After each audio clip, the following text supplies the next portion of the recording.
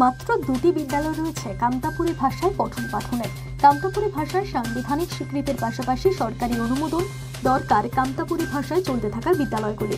কামতাপুরী ভাষাকে রাষ্ট্রীয় স্বীকৃতি, কামতাপুর ভাষায় আরও স্কুল চালু এবং উত্তরবঙ্গে এইমস হাসপাতাল চালুর দাবি নিয়ে জলপাইগুড়িতে শুক্রবার পদযাত্রা এবং স্মারকলিপি জমা দেওয়ার কর্মসূচি কামতাপুরী স্টুডেন্ট অর্গানাইজেশনে। কেএসওর পক্ষ থেকে দাবি করা হচ্ছে প্রায় 1.5 কোটি মানুষ কামতাপুরী ভাষায় কথা বলেন। উল্লেখ্য, এই 1.5 কোটি মানুষের মধ্যে 50 লক্ষ মানুষের ভারতে বসবাস। রংপুরি ভাষা হিসেবেও পরিচিত কামতাপুরী ভাষা। এখনো পর্যন্ত 22টি সংবিধান স্বীকৃত ভাষা থাকলেও কামতাপুরী ভাষা স্বীকৃতি পায়নি, আর এই স্বীকৃতি পাওয়ার জন্যই আন্দোলন। কেন্দ্র সরকার এবং রাজ্য সরকারকে আমরা একটা মেমোরান্ডাম দিলাম। আমাদের কিছু দাবি দেওয়া আছে। কেন্দ্র সরকারের কাছে দাবি রাখছি উত্তরবঙ্গে একটা এইমস হাসপাতাল তৈরি করা, উত্তরবঙ্গের মানুষের সুচিকিৎসার জন্য।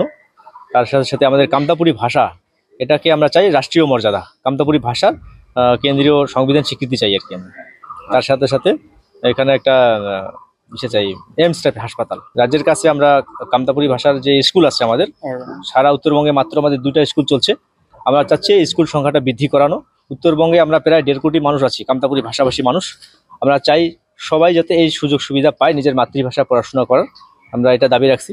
তার সাথে সাথে নারায়ণী ব্যাটালিয়ন, যেটা শিলান্যাস হয়েছে বেশ কিছুদিন হয়ে গেল, আমরা চাচ্ছি এটাকে দ্রুত নিয়োগ করা এবং উত্তরবঙ্গের যারা ভূমিপুত্র ছেলে মেয়ে যেগুলো আছে তাদেরকে অগ্রাধিকার দেওয়া, দ্রুত চালু করা চাই নারায়ণী ব্যাটালিয়ন। শুক্রবার আরো কয়েকটি দাবি তথা একগুচ্ছ দাবি নিয়ে কেএসও রাস্তায় নামলেও মূল দাবি ছিল কামতাপুরী ভাষার সরকারি স্বীকৃতি।